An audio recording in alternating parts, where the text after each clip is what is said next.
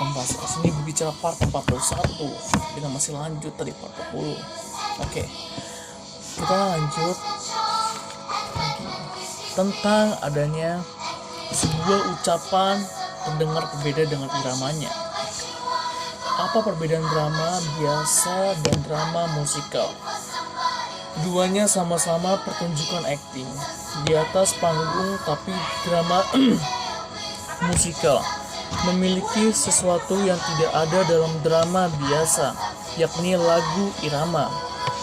Song was alive, lebih menarik for the listening daripada sekadar dialog was long dan datar.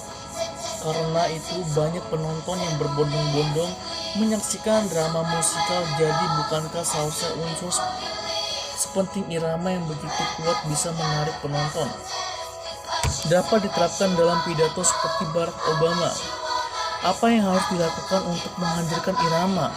Dalam berbicara, ada 4 unsur yang diperlukan: volume, kecepatan, dan intonasi, dan jeda.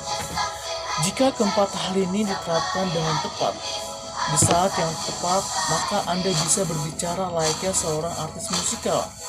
Mari kita lihat lebih jelas keempat unsur tersebut. Oke, yang pertama adalah volume. Ya, nada. Suara yang terlalu kecil tidak akan berdampak apa-apa. Meskipun demikian, suara keras juga bukan solusinya. Besarnya, suara harus dijaga agar pesan sampai dengan baik kepada audiens. Menyesuaikan volume suara dengan suasana dan konten omongan adalah key ones for menciptakan irama. Benar, ketika kita berbicara pelan, orang tidak akan mendengarnya dan dia akan malah tertidur dengan ucapan yang menidurkan. 2.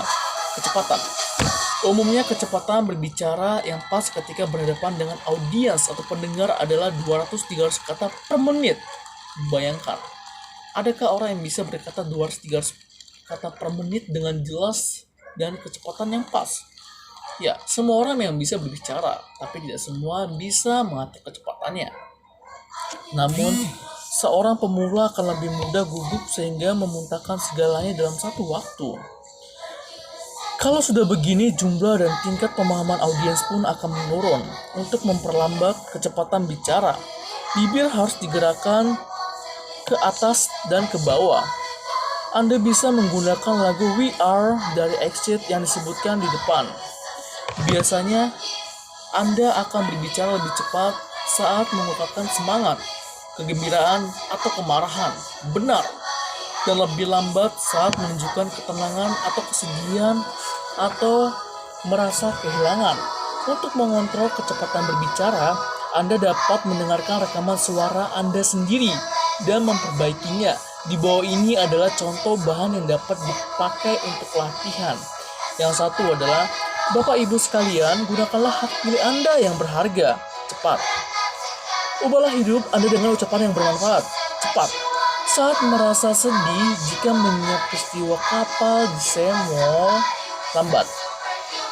Musim gugur, musimnya buku dan refleksi diri telah tiba, lambat. Intonasi, mengubah intonasi atau volume dan ya dengan nada bicara. Ucapan yang tidak berintonasi hanya terdengar seperti lagu pengantar tidur karena begitu monoton. Monoton disebut diulang-ulang. Saat menekankan sesuatu, intonasi suara harus tinggi. Perhatikan contoh kalimat berikut. Ya, kalimat berikut. Maksudnya adalah saya tidak pernah berkata bahwa kebijakan wali kota itu tidak berguna. Benar. Itu perintah yang dibuat oleh sistem manusia. Sistem itu bisa dilanggar. Bisa saja. Karena itu buatan manusia. Bayangkan, hukum hanya untuk kekebalan dirinya sendiri. Kita bisa mengambil contoh dari Puan Maharani. Dengan membuat undang-undang, siapa yang bisa menghina jabatan atau pemerintahan, dia akan dipenjara. Ya kalau dia benar ngekritik tentang apa yang dilakukannya, ya kenapa harus dihukum? Negara Konoha ini lucu sekali. Dan lagi, tergantung letak penekanannya. Dan yang terakhir adalah jeda dan pause. Ketika lo berbicara, pastikan ada pause-nya. Jangan langsung lo gini, itu nggak bakal terdengaran. Kita dapat lebih menekankan makna ucapan lewat jeda di depan kata atau kalimat. Sebagai contoh, untuk rakyat, jeda dari rakyat. Jeda pemerintahan rakyat tidak akan pernah hilang dari muka bumi ini. Begitu pula dengan keheningan 15-1 detik second was dilakukan Obama, membuat makna ucapan tersampaikan lebih kuat. Oke. Dari makna ini tentang adanya sebuah ucapan yang terdengar berbeda dengan iramanya yang sangat perlu untuk menyampaikan sebuah informasi yang sangat jelas, padat, dan juga dimengerti. Jangan informasikan setengah-setengah. Emang kita Mahadewa bisa mengerti isi hati dan pikiran orang? Tidak bisa, bro. Simpulkanlah semua, dan apa yang lo atur dalam pikiran lo, tuangkanlah dalam mulut lo.